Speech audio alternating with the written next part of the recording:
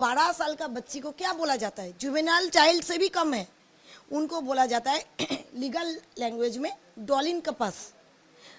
12 साल का लड़की जंतर मंतर में रात 12 बजे क्या करने जाएगा, या दिन में क्या करने जाएगा? 12 साल का बच्ची तो परिवार को छोड़ के चल ही नहीं पाएगा। उनका उस आंदोलन से क्या मतलब है? जहाँ गंदगी चला, जहाँ पर अश्राव्य अभद्र भाषा का इस्तेमाल हुआ, जहाँ पार्लियामेंट हाउस के अंदर घुसने का प्रयास किया गया, वो 12 साल का बच्ची को आप घुसने क्यों दिए? आप आयोजक हो, कोई अनशन आंदोलन हो या कोई जो भी आंदोलन हो, वह बच्ची को कौन लोग लेके आया था? आप उसको घुसने कैसे दे दिए? तो आपके ऊपर पॉक्सो एक्ट का 13, 14, 15 और 153 बीएनएस भारतीय न्याय संहिता के आधार में आपके ऊपर केस करना चाहिए, क्योंकि आप अपना पर्सनल एजेंडा के लिए आप बच्ची लोगों को इस्तेमाल कर रहे हो, उनको व्यवहार कर रहे हो। कभी 12-13, मेरा भी बेटा 12 साल का है, 13 साल का 12 साल का बच्ची कभी जाएगा रात 12 बजे वो आंदोलन करने? ऐसा कोई वीडियो भी नहीं आया जहां पुलिस बच्ची लोगों को मारा है, कोई बच्ची है। अगर अभिजीत दीप के ये बात बोला है तो उनको प्रमाण करना पड़ेगा कि 12 साल का बच्ची, एक लड़की बच्ची वहां गया क्यों, कौन उनको अलाउ किया अंदर? इसका जिम्मेदारी लेते हुए वो जब वीडियो पोस्ट किया है तो उनके ऊपर भारतीय जो पॉक्सो एक्ट है उनका 13, 14, 15 के आधार पे और 153 बीएनएस के आधार पे उनके ऊपर कार्रवाई होना चाहिए। मैम, ये इंटेंशन क्या था इन लोगों का, क्या लगता है? हम आपको बोलेंगे इसके पीछे बहुत बड़ा शायद बहिरागत शक्ति, जो हमारा तो बहुत सारा देश हमारा उन्नति को नहीं देख पा रहा है, बहिरागत शक्ति है। क्योंकि ये जो अभिजीत दीपके है ये एकदम लोअर मिडिल क्लास फैमिली से बिलोंग करता है, अमेरिका में पढ़ने जाता है।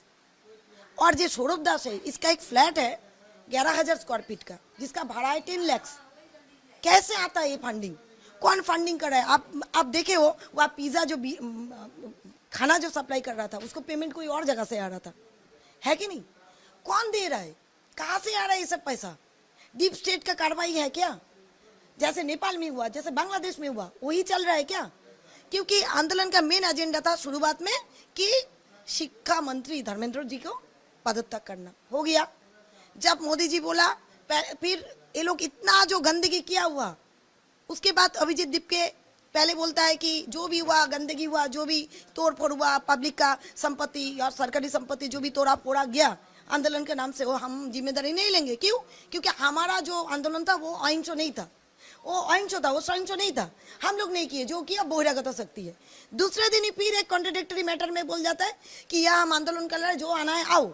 तीसरे दिन वो बोलता है, मोदी जी जैसे ही बोलता है कि मैं जो भी तोड़ फोड़ किया है, जो भी गंदा शब्द का इस्तेमाल हुआ है देश के खिलाफ, मेरे खिलाफ, हम तो भी माफ करते। तब देख रहे थे ये तो आंदोलन ठंडा पड़ रहा है, ये तो ठीक से तो नहीं जम रहा है। तब जाके बोलता है मोदी जी अभी आपका माफी चाहिए। किस बात का माफी? कौन सा बच्ची गया था? अगर गया था, कौन अलाउ किया था? आपका एजेंडा था नीट का पेपर लेके, आप इधर उधर क्यों घूम रहे हो? और आप लोग को फंडिंग कौन कर रहा है? आप लोग का आंदोलन खत्म ही क्यों नहीं हो रहा है? डिमांड पे डिमांड पूरा किया जा रहा है, लेकिन आप लोग का आंदोलन खत्म ही नहीं हो रहा है। वकील के अनुसार प्रदर्शन के दौरान पुलिस ने लाठीचार्ज किया। उनका आरोप है कि इस दौरान देश और प्रधानमंत्री नरेंद्र मोदी के खिलाफ आपत्तिजनक भाषा का भी इस्तेमाल किया गया। और इसके बाद प्रधानमंत्री मोदी ने इंस्टाग्राम पर लाइव आकर एक वीडियो जारी किया, जहां पर उन्होंने एक बहुत बड़ा संदेश दिया। उन्होंने कहा कि मैं बच्चों को माफ कर रहा हूं, लेकिन इनके साथ बहुत ही इनके भावनाओं को समझते हैं और उनके भविष्य को ध्यान में रखते हुए उनके खिलाफ किसी भी तरीके की कोई भी कानूनी कार्रवाई नहीं की जाएगी। और उन्होंने माफ किया और कहा कि उन्हें समझने की और समझाने की जरूरत है। अब इसके बाद सवाल ये उठता है कि क्या अभिजीत दीपके और सौरभ दास के खिलाफ पोक्सो एक्ट के तहत केस दर्ज हो सकता है। और इसके साथ ही क्योंकि ये कहा जा रहा है कि 0 एफआईआर भी दर्ज हो सकती है, रिंकी चटर्जी ने आप इस केस को लेकर पहल भी की है।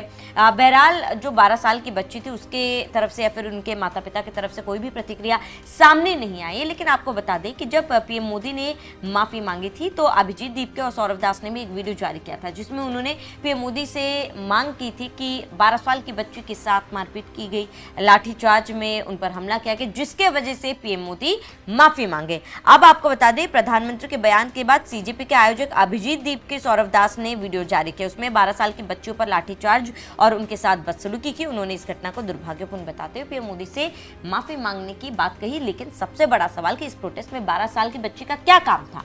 12 साल की बच्ची यहाँ पर क्यों आई थी? हाँ, शिक्षा को लेकर आपकी मांगे थी, विवाद था, तो 12 साल के बच्चे के माता पिता आ सकते थे, लेकिन 12 साल के बच्चे को प्रोटेस्ट क्या होता है क्या पता, हंगामा क्या होता है क्या पता। और जिस तरीके से वहां पर अपशब्दों का इस्तेमाल किया गया, जिस तरीके से माहौल बनाया गया था, उस बीच में 12 साल के बच्चे का क्या काम था, इसकी जिम्मेदारी कौन लेता है, ये सवाल है रिंकी चटर्जी का, जिसको लेकर उन्होंने शिकायत दर्ज की है। ये जो शिकायती पत्र आप देख रहे हैं, ये शिकायती पत्र उनकी तरफ से दर्ज किए गए थे, जिसको लेकर अब सवाल उठ रहे हैं कि क्या वाकई में सौरव दास और अभिजीत दीपके के खिलाफ पोक्सो एक्ट के तहत केस दर्ज होगा। और अगर ये होता है तो जाहिर सी बात है सीजेपी आयोजक अब चारों तरफ से घिरते हुए नजर आ रहे, क्योंकि एक एक करके उनके खिलाफ कई बातें सामने आ रही है और कई केस दर्ज हो रहे हैं।